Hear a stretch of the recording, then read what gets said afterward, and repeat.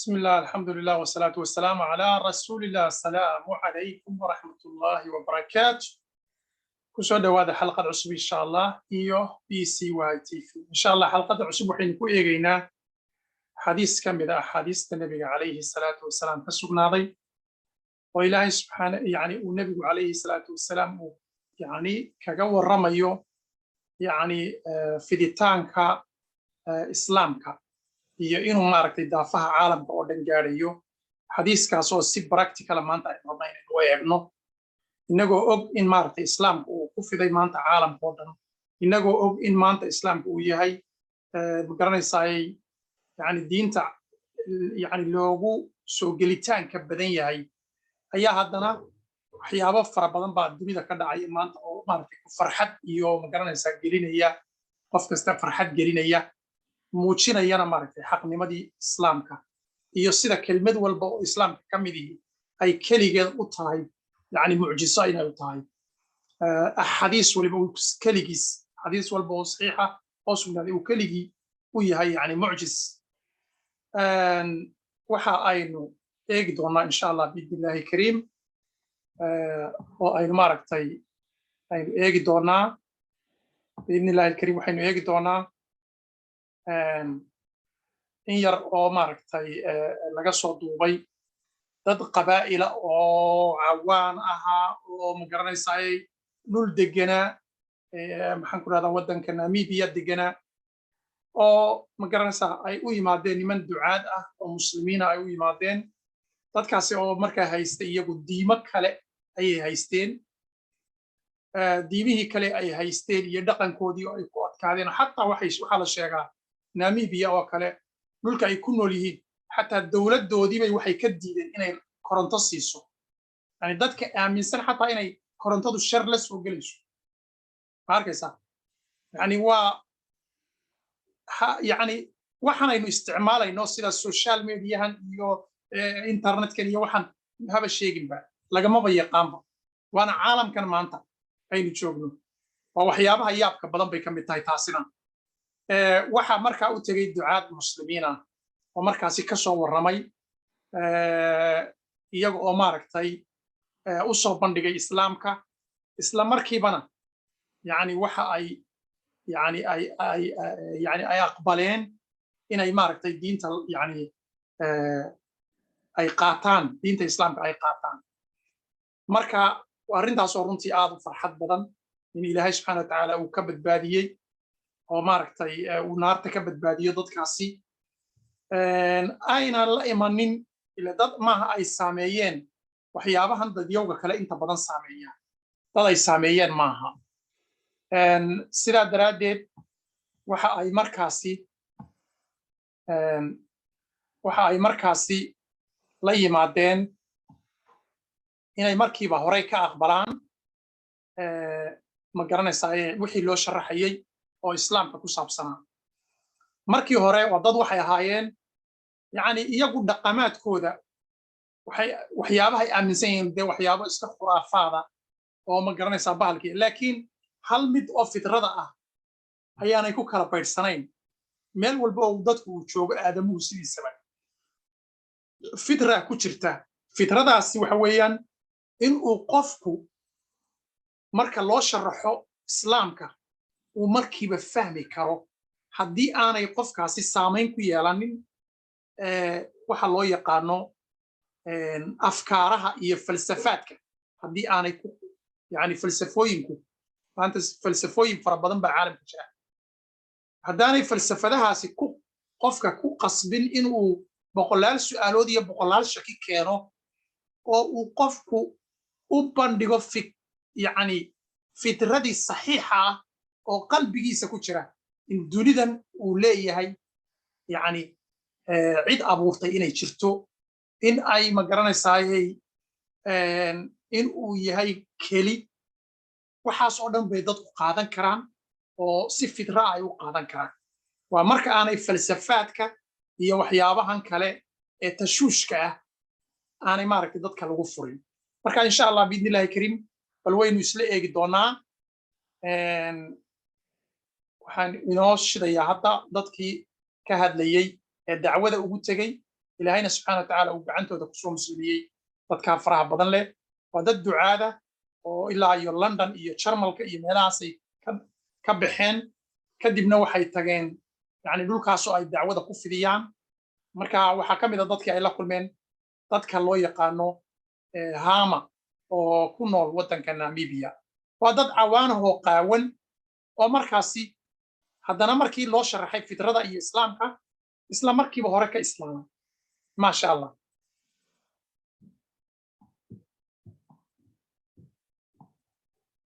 waxaynu eegaynaa fideogii ku saabsanaa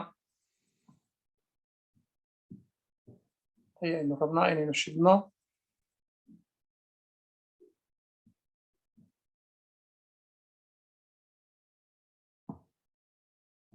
waa kan waa africa waxa weeye qabiilka haamaha loo yaqaano hama oo ku nool namibia marka waynu yara shidaynaa insha allah biidnillahi kariim daawasho wanaagsan wixii kelmadaa insha allah waynu fasiri doonaa dadkii aan luqadda ingiriiska fahmayn dadka badankoodu iska garanayaan laakiin dadka fahmi waaye oo kale waynu tusaynaa biidnillahi waynu u sharaxaynaa waynana koobaynaa insha allah waa xalqad yar oo aad u gaaban baynu ka dhigaynaa waa dhulkay ka safreen ee calaamadaas muujinaysa iyo meesha ka wada waa ragga ka shaqeeya dacwada The Himba tribe are very famous, by the way, right in Namibia. And the ones who jump up? No, that's Maasai. Right. You can't even stay there, yeah? They're like £5 a night or something, and it's like you want to have a fan, there's mosquitoes. Adnan cut it with the Zabiha method. We said, well, yeah, why do we do it? And it was the first time Adnan did it. This is like almost like, you know, Indiana Jones and these safari trips. But it's needed. Adnan gives us talk, Ashraf gives us talk, and bro, they connect instantly. It's like the fifth floor opens up. Just before Ramadan, we went to Namibia, right? And this is actually, a lot of people will find this very shocking. So we went to a tribe that was naked, basically, right? But, you know, we thought about this a lot, and, you know, we discussed it and stuff, and we thought to ourselves that, you know what, who's going to give them dawah? And at the time of the Prophet ﷺ, people used to do tawaf without clothes around the Kaaba, yeah? And the Prophet ﷺ, he would give dawah, the people would give dawah. Did they stop or did they continue, yeah? So we went to this country, Namibia, and it was a crazy mission once again, yeah? It was me, Adnan, Salahuddin. We flew to Germany first, okay? So from London to Germany. You might think, why are you going to Germany? Because Germany had colonized Namibia, right? A lot of them speak German. There's many German or people from German origin live there as well. So we flew to Germany, then from Germany we flew to Windhoek, which is the main city, and we landed there for the mission, right? And so we had decided to meet the Himba tribe, right? And the Himba tribe are very famous, by the way, right, in Namibia. And the ones who jump up? No, that's Maasai. Right. And guys, do not search the Himba tribe, please. Trust me, child. You don't want to look at it because they don't wear clothes, right? So anyways, we went to Windhoek, and then we stayed there for like a day or something. So wait a second. They don't, like, it's not that just like they're revealing clothes. So basically, the women don't wear any clothes on top, and the men don't wear any clothes on top either. They just wear like a little skirt. dadkan waa dad iska qaawan oo iska cawaana oo aan xataa dhar haysan oo rag iyo dumarkuba maaragtay wax yar uun bay maaragtay halkaa ku xidhaan oo sidaa maaragtay nooc min yani wax yar uunba maaragtay cawrada uun asturaya bis ayay xidhaan oo keliya aanay cawrada oo dhan wada asturayn xataa ay deen garanaysa inta ugu khatarsan oo ay asturaysa marka bal waynu eegaynaa basically, yeah, right. And that's normal. That's normal, yeah. This is the tribe, right? And this is how they live in very secluded areas, and they have a very strong culture. So we go there, we land in Windhoek. Ashraf comes now from South Africa. He's an outreach specialist there, amazing brother, right? Amazing da'i. This guy, mashallah, he literally, mashallah, tabarakallah, when the increase in blessing, he will get like shahadas, like every restaurant that he'll go to, speak to the waiters, he'll get shahadas, mashallah. He's very precise with his dawah. So he was there with us as well, and we were in Windhoek, and now we had to go to this place, to the Himba tribe. Now to get to them, we had to go from the main city Windhoek to Ondangwa, yeah, Ondangwa. That's another city. So we caught an internal flight. It's only like 45 minutes, and we landed there now. Now once we landed there, it's like this is like almost like, you know, Indiana Jones and these safari trips. But it's needed. It's like you cannot do it without that, and I'll tell you why we did it without that. Yeah, in another country. So you need 4x4s, you need SUVs because you're literally going up and down. Yeah, like you literally see your car going like this and then coming up, and you have to get someone out and to tell them, is the wheel okay?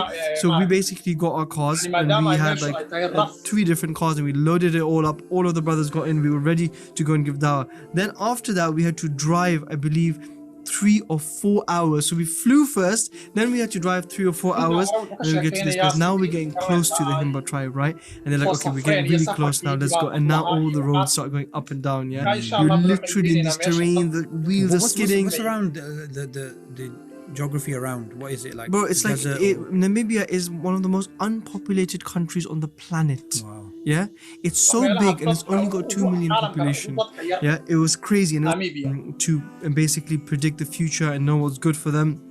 And before we went to them, we obviously had our shura, and we were discussing, okay, how are we going to do this tomorrow? How are we going to approach them? And there was a sister, a revert from the Himba, so she called us and we had like a meeting. She converted. She converted. She's from the Himba, and she said, we asked, you know, should we ask them for the shahada after we give them dawah, because we have to be very careful, right? She's like, no, absolutely not. They're very strong. Their culture is very strong. Like, oh my god, like, don't even ask for the shahada. So we're very. يعني waxaa jirtay buu yiri inan qabiilkan kamid ah oo soo muslintay marka hore, marka taas baan la hadalay markii hore, markii aan la hadalnayna waxaan ku nidhi dadkaas islaamkan u soo bandhigaynaa, dabadeedna aad waxay ogeyd maadaama ay dhaqankooda taqaanay, yani way ka soo horjeesatay arrinta, sababtoo ah waxay tiri waa dad adag oo qalafsan oo maaragtay macnaha way idin diidi doonaan, ha u tegina. laakiin ilaahay ayaa qalbiyada gedgediya, ilaahay baa qalbiyada gedgediya. sidaa darteed ilaahay subxaanahu watacaala wax kale ayuu maaragtay meeshii uu gediyey qalbigoodii xagga iimaanka. Thingy, but we're discussing, we're like, okay, look, we'll give them dawah, let's see, inshallah, Allah opens their hearts. But we're like, prepare that. The sister said, look, they're very strong culture. Yeah, they love their culture. They don't even want to use electricity. The government offers them free electricity, they don't want to use it because they want to stick to their culture.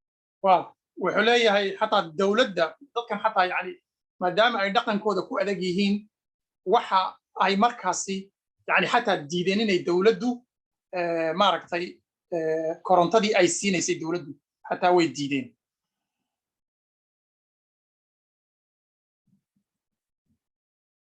way diideen buu yidhi xataa korontadii ay dowladdu siinaysay. In their ways, okay?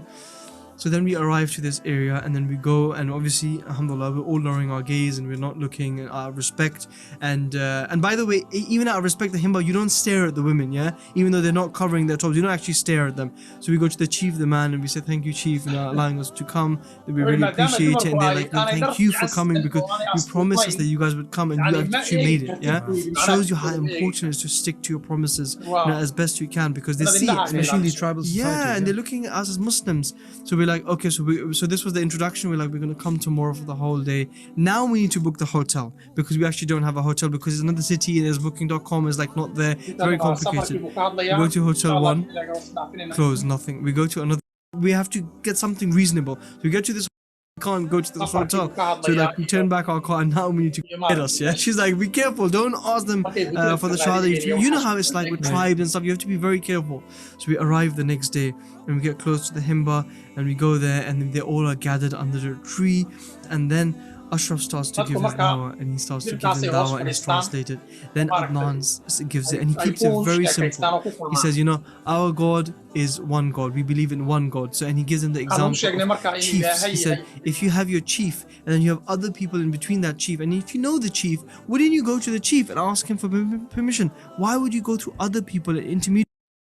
haddaad rabto tusaale markaa la siiyey tusaalo yani waxa la siiyey caqli gal ah, haddii aad rabto ma garanaysaa in aad baanu ku nidhi aad dad caaqil leedihiin, caaqil haddaad leedihiin ama suldaan aad leedihiin oo aad rabto inaad suldaankaa la hadasho, yani ma dad kale ayaa unbaad u sii maraysaa, macnaha miyaadan isaga si toosa ugu tegaynin oo aadan isaga si toosa macnaha baan su-aashaasaan weydiinay buu yidhi. marka waxay si toosa baan ugu tegaynaa maaragtay aanu caaqilka ula hadlaynaa ama suldaanka. markaad sidaas buu leeyahay maaragtay sidaasoo kale ayaanu ku nidhi macnaha yani ilaahay meel wax ka sokeeya ha u sii marina, waayo waxyaabaha ay caabudayaan ay leeyihiin ilaahay bay noo dhaweynayaan xataa waxa ka mid ah qiiqa ka mid ah dadka yani waxay qayb ka mid yihiin qiiqay xataa caabudaan iyo sixirka iyo qiiqa iyo waxyaabaha noocaas maadaama aanay wax diinahoo saxa oo maaragtay dee gaadhay aanay jirin markaa ama dadkuba aanay dacweynta badan waana meesha dhibaatadu ay ka haysato diyo badan oo aan soo islaamin waxa weeyaan yani dadkii diintan xambaari lahaa iyagunba iswacdinaya keliya dadkii iyagunba iswacdinaya khalaas intii kale caalamkana waxbaba kama gelinba marka way iska ilaabeen xataa kelmadii rasuulka calayhi salaatu wasalaam balliquu canii walow aaya xataa hal aayadna ha noqotay iga gaarsiiye insha allah waa sii waday Wouldn't you like to talk directly? They were like, yeah, of course. And he asked them and they were like, yes, chief, we go to chief. So Adnan said, what about God? What about the one God? Wouldn't you want to worship him directly? Wouldn't you want to pray to him directly? And at the same time, bro, we had bought this cow for them as well. And the Himba people, the way they kill a cow, and I'm sure you won't know this as well, they tie a rope around the neck and its leg and pull it so they suffocate the cow till it stops breathing and it dies like that. So they don't even cut the neck. That's how they kill the cow. Yeah, so we bought a cow for them as like a gift and stuff. We're going there. And we cut it with the Zabiha method. We said, why do we do it? And it was the first time Adnan did it. And Adnan explained to them. caafimaad ahaan marka neefka la qale ee maaragtay la gowraco ama la naxariyo geela oo kale waa la naxarinayaa halkaas dhuunta lagu dhufanayaa xoolaha kalena waa la garanaysaa dabxi baa lagu samaynayaa marka yani waxa ka baxaya dhiiggii oo dhan baa ka baxaya caafimaad fara badan ayaa markaasi yani cadkiisu u yeelanaya laakiin dadkan neefka inta geed ku qabtaan ayay dhuunta ayay waxay kaga xidhayeen xarig sidaa markay ugu xidhaan bay neef qabateynayeen markay neef qabateeyaan uu dhinto ayuu maaragtay sidaas ugu dhimanayay waa nooc min alcadaab weeyaan dadka markaanay diintu gaadhinna sidaasay isaga cadaa yani xataa bay-adii ayaa maaragtay yani ay dhibaato u geysanayaan noolihii kale ee noolaa bay dhibaato u geysanayaan naftooday dhibaato u geysanayaan markaanay dadka diinta xaqa ay gaarin oo dee waxaad arkaysaa xataa habkay wax u dilayaan ama ay u magaranaysaa gowracanayaan intaan kusoo gabagabaynaa insha allah Why we cut the cow like this, what are the benefits, what we say, Bismillah, Allahu Akbar, we don't want to have any pain, we want to make sure that the knife is sharp, and then we cut it and everything, and they were like, wow, they're amazed, and we did it the Muslim method, right? They're very amazed, they were very happy. And so then we continued our talk and they started to do their dances and stuff as well, so we had to be a bit careful, right? Obviously knowing our gaze and being careful, these people aren't wearing clothes. And then Adnan gives his talk, Ashraf gives his talk, and bro, they connect instantly. It's like the fitra opens up. Whether you're in Paraguay, or in Namibia, or in Philippines, people connect to the truth, I'm telling you. And the chief comes and he stops them. And he says, then this is their method. They don't actually follow what the chief says. They make their own decision, but the chief guides them basically. The chief says, if you think what these people are saying the truth and you agree with them, then feel free to accept it. Wow. So he interpreted. So bro, he had basically done the job for us, yeah. They all started getting up, bro, with their fingers and ashhadu an la ilaha illallah. And almost every single one of them took shahada. I think 70 to 100 people in this tribe, and this is the first time I think in Namibia a tribe like this has accepted Islam that we know. intaas ayaynu kusoo gabagabaynaynaa insha allah barnaamijkan oo maaragtay ku saabsanaa dacwada in dadka loo gudbiyo diinta waxaa jira waddankeena dadyow badan oo misalan oo kale ama dhulka amxaarada ka yimid ama ma garanaysayay meelaha kale ka yimid ama darisyadeenaba caalamka aynu ku noolahay haddii wax yar oo ay akhristaan dadka la siiyo ama ma garanaysayay yani la siiyo waxaasu saameyn weyn bay ku yeelataa dadyow badan oo maaragtay soo muslima waxa weeye link yar oo la siiyey oo islaamka ku saabsan clip yar oo YouTube ah oo loo diray website yar oo la siiyey waxyaabo caynkaas bay dadku soo muslimaan insha allah dacwada ka wada qayb qaata dhammaantiinba balliquu canii walow aaya ilaahayna subxaanahu watacaala waxa weeyaan isaga ayaa wax soo hanuuniya هو الذي أرسل رسوله بالهدى والدين الحق ليظهره على الدين كله ولو كره المشركون في سورة التوبة هي في سورة الصف لما نبوي كتشرتا وحويا مركا إلهي وعليه صادر الرسول كيسا بالهدى هنون لصادر والدين الحق دين حق الله صادر ليظهره على الدين كله إنه ديمها كلا أردن كقرمريو ولو كره المشركون هبا كراهيستان ضدك مشركين تاهي